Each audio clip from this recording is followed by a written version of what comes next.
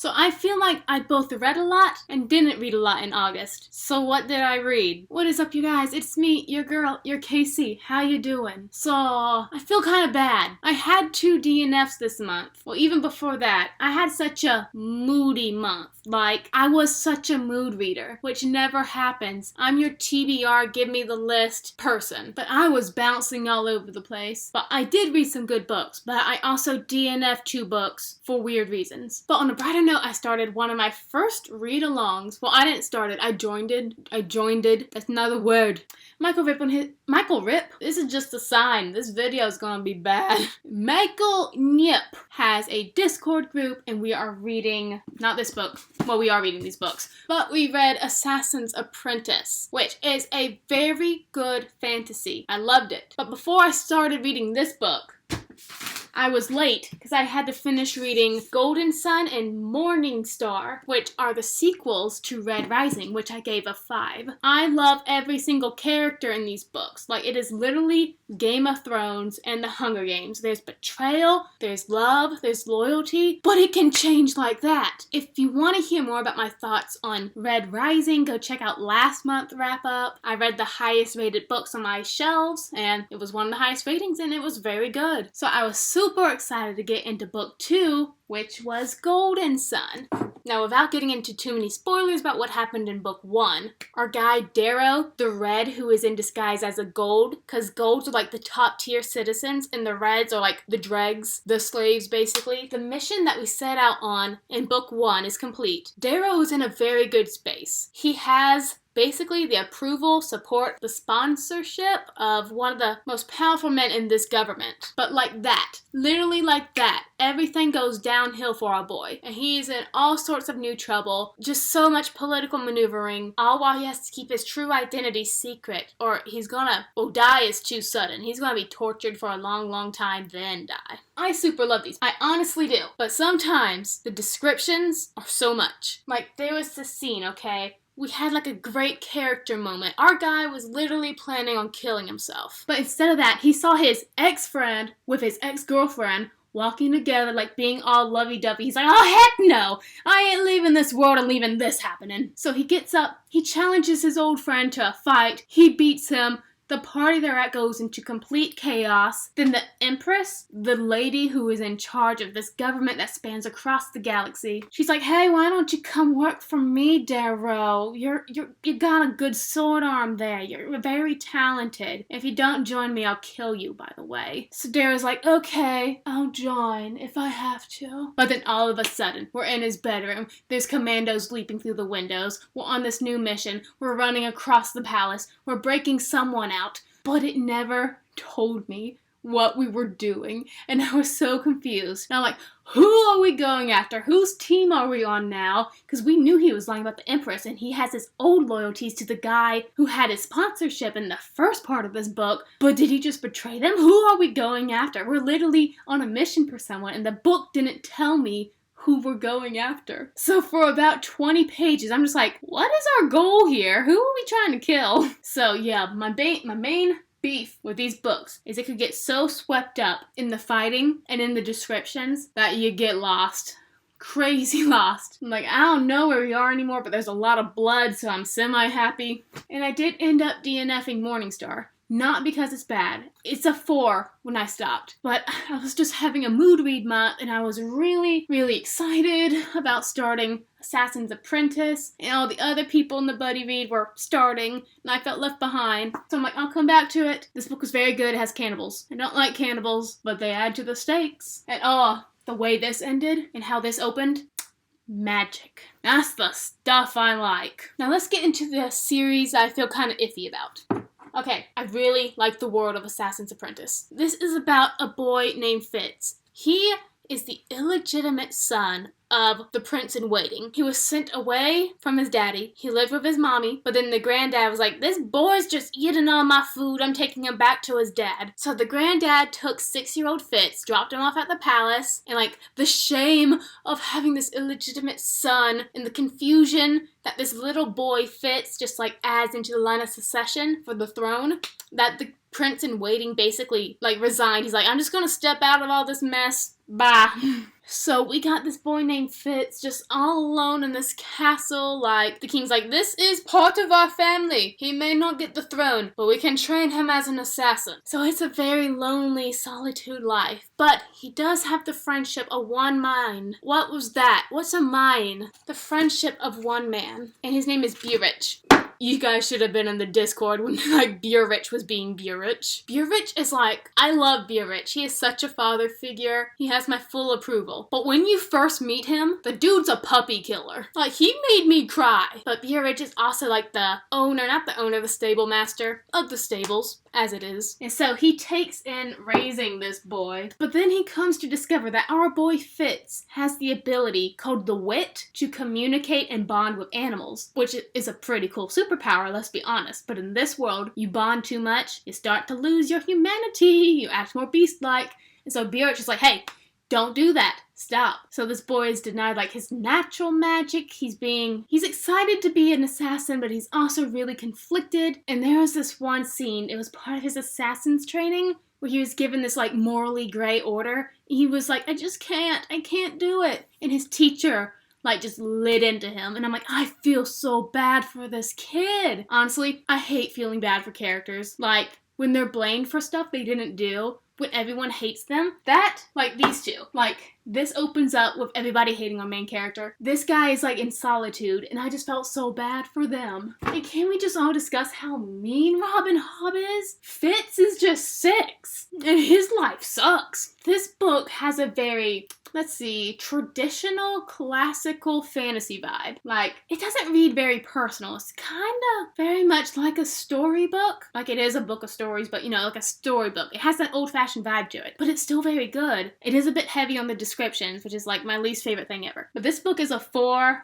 I loved Fitz. I loved that boy. Honestly, plot-wise, until, like, the very end of the book, it's just living his life, training, studying, making what friends he can. And I'm fine with that, because our main character was such a good dude. Now, it's to my understanding that this series was published, like, very, very quickly. Like, I think a month after the first book, second book came out, then the third book. So you had the books like that, but you still, like, this is where I think that if I immediately did not have these 2 books waiting, I would have given this a lower rating because I did not like the way it ended. The assassination attempt we were wrapped up into, that was fine. And we actually, like, got to meet an old friend, and I was so happy to see him. But after some stuff went down, like, let's just say our guy, he was like, I can't even remember if this happened, but let's say he was drowning, okay? And then someone saved him, okay? Then the story just cuts off like that, and it's one of those, like, I called this a Sandlot ending before. Like, you guys know the movie The Sandlot. It ends with just some narrator saying, oh, when Smalls went to become a drugstore owner and stuff like that. That's what happened in this book. Like, we were in action, chapter break, new chapter, then it was like a narration took over telling us what happened after the assassination attempt. Really didn't like that. It lost so much momentum, and the ending just kind of flopped. Everything up to the ending was great. I loved it. But the ending itself, no. But thankfully, I had the second book on standby. This is a 5. I loved this book. Okay,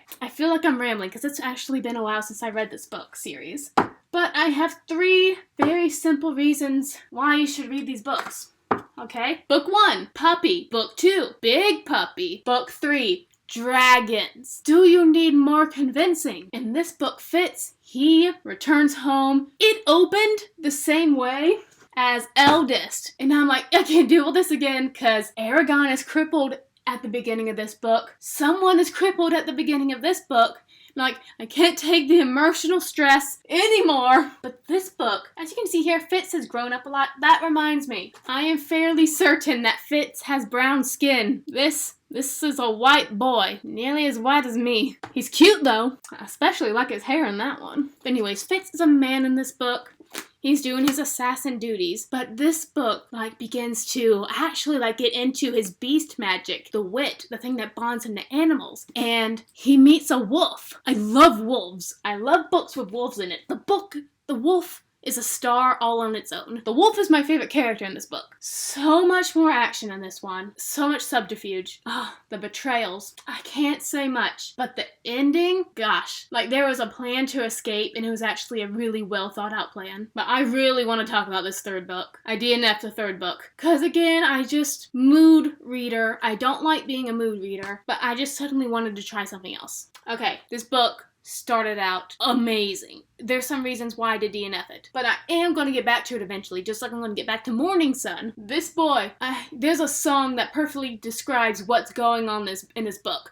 Taylor Swift, right now. Honey, I rose up from the dead, I do it all the time. I got a list of names and yours is in red underlined. Our man Fitz is mad. Like, he's going on an assassin's quest. Assassin's quest. He is literally, someone's name is in red underlined, and they need to die, and Fitz is gonna kill him. So it starts off hard-hitting, edgy, like we're gonna leave a trail of blood behind us. There is a ferret assassin. I am not joking, and he is terrifying, but it has my least favorite thing in the title, quest. I don't like quest, but this is an assassin's quest, so, maybe it'll be okay. So we start out with Fitz and his bonded partner, the wolf. They're just traveling along, they're gonna go kill that person that did them dirty, but then they discover other people like them, the witted people, the people who have bonded with animals. And then there's this guy, and he has like a bear as his partner, and he's like,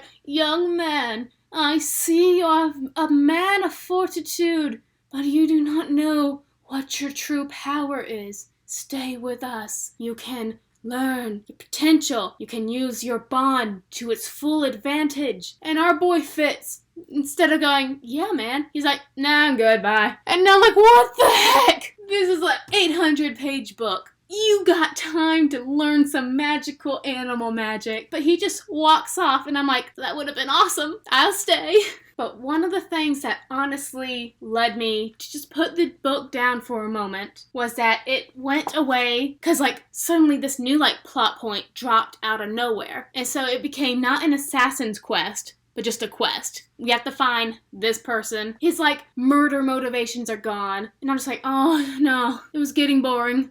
And oh my gosh, it became Lord of the Rings because we were walking in a forest and they wouldn't stop describing every tree. I was dying. And I don't think I would ever complain about this. But it's not a spoiler to say that there's dragons in the book. Look, there's a dragon's tail right there. These two books never mention dragons. The dragons came out of nowhere and I did not like them. What kind of world building is this? But I have to finish this series because I loved it. I need to know how it ended, what's up with the dragons. There's this thing called the White Ship that I need answers to because it actually scared me. And one of the main issues happening in the first and second books is that there's these raiders. They're raiding, they're burning homes, they're kidnapping people. But then they start sending these weird notes. They say, hey, pay us and we'll kill your people. Don't pay us and we'll return your people. And all the villagers are like, we won't pay and you'll return our people? Okay, we'll take that option. Wrong choice. Because when these kidnapped villagers return, they have been forged. Forged means they have no humanity left. They're basically animals. They will kill, rape, pillage, eat you. Oh my gosh, yes. They're monsters. So it's actually a mercy to pay the raiders to kill them instead of letting them roam free as these creatures. I didn't get an answer as to why this was happening or how it was done. So the world building is great. I love what's going on. I don't get why the dragons are here yet. But I do just need to pick it up and read it again. Maybe I'll join back in for Michael Nipp's buddy read if they're going to do it next month. But for right now, it just needs a rest. Next up, I have a thriller that was by one of my favorite, actually two of my favorite thriller authors, Greer, Hendricks, and Sarah Pekkanen. I have a whole separate review for this coming up soon. Already filmed.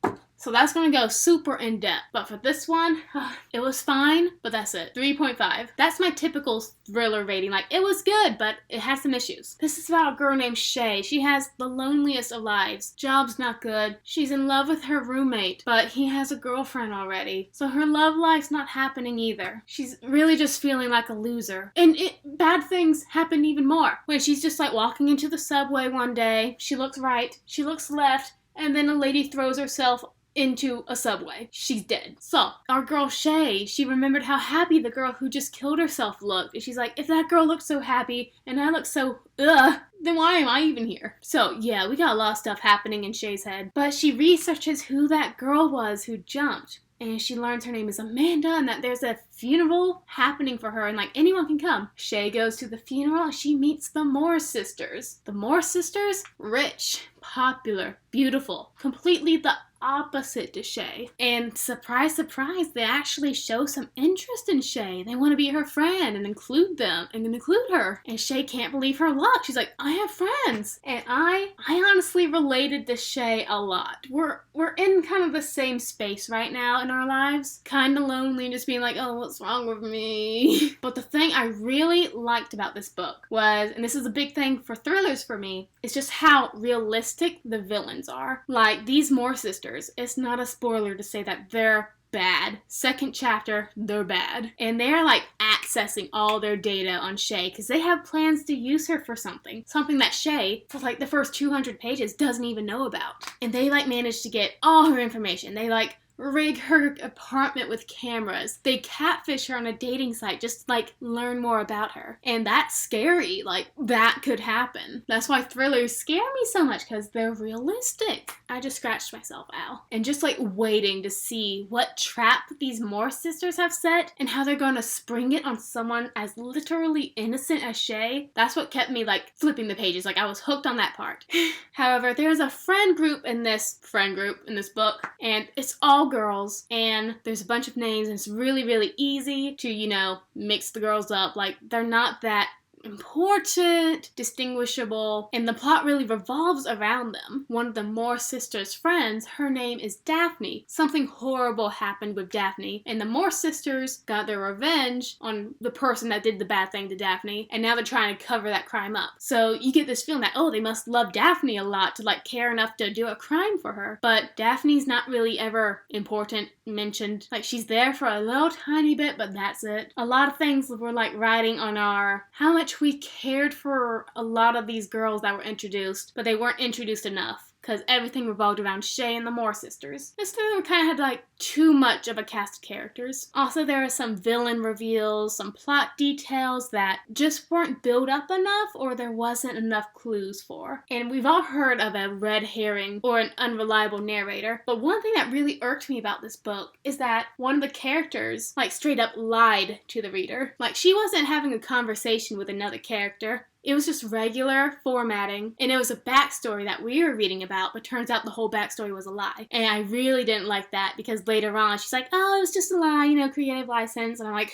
no, that's, you can't do that. You can lie in dialogue, but you can't do it in just the bulk of the reading. I don't know what it's called. It's not dialogue, it's not thoughts, it's just a backstory. So that was my 3.5. You know, You're Not Alone, An Anonymous Girl. None of them really lived up to The Wife Between Us, which was my favorite book of last year. I actually kind of reread it this month. I just skimmed through it. It was still good. The last book I read this month was hilarious.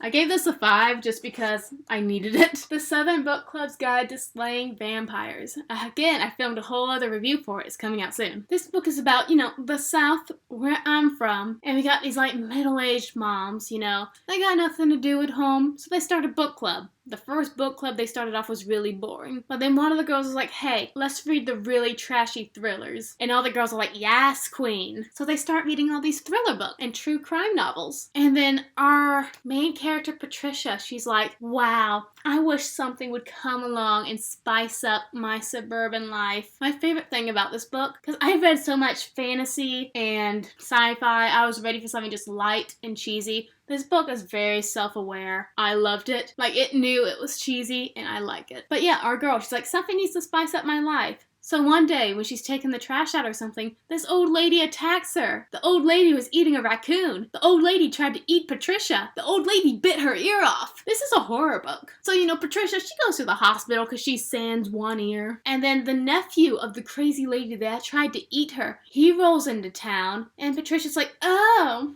young and single, are you? That dude's a vampire. And it's so obvious. And Patricia is so oblivious. That was my favorite thing. She got her ear bitten off, and she's like, Oh, it's okay. The way she meets the nephew, the vampire, she thinks he's dead and tries to do CPR. Then he's laying down like this, dead. And he just whomps back to life and just knocks her in the forehead. He's like, what are you doing? And she's like, oh, I'm sorry, I thought you were dead. He's like, oh, I'm sorry, I hit you, man. And she's like, it's okay. She was just so okay with all the crap happening to her. And she and this vampire, even though it's so obvious he's a vampire and she's just oblivious to everything, they actually become really good friends. And I was so excited to see the friendship escalate. I was actually girl, have an affair, your husband sucks. One time I approved an affair with a vampire. But then some stuff happens. Some kids start going missing. All the evidence goes back to our vampire friend. So now Patricia is on this crusade to get her book club to join her to try to murder this fool. And Mr. Vampire, he's like, no, I'm very comfortable here. So he sabotages all their efforts at every corner. You just having coffee? He'll appear out of nowhere and be like, oh, are we planning my death today? I loved him. Except one part. Watch my review to find out what part that was. Anyways, it was just fun. I needed it. I gave it 5 stars. It's not deep. None of these characters are going through a giant character arc. They're the same people. Some might be missing some limbs or ears, but they're fine.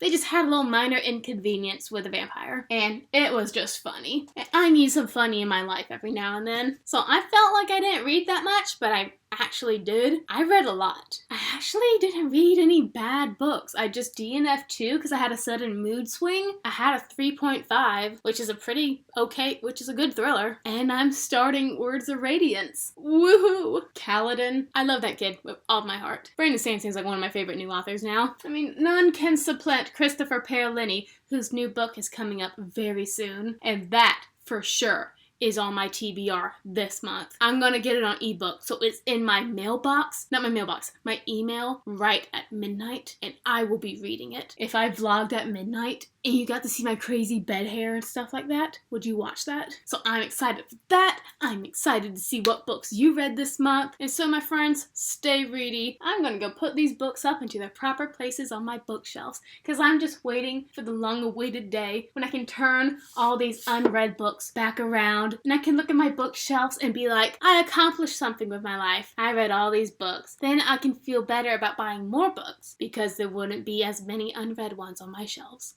Stay ready, my friends.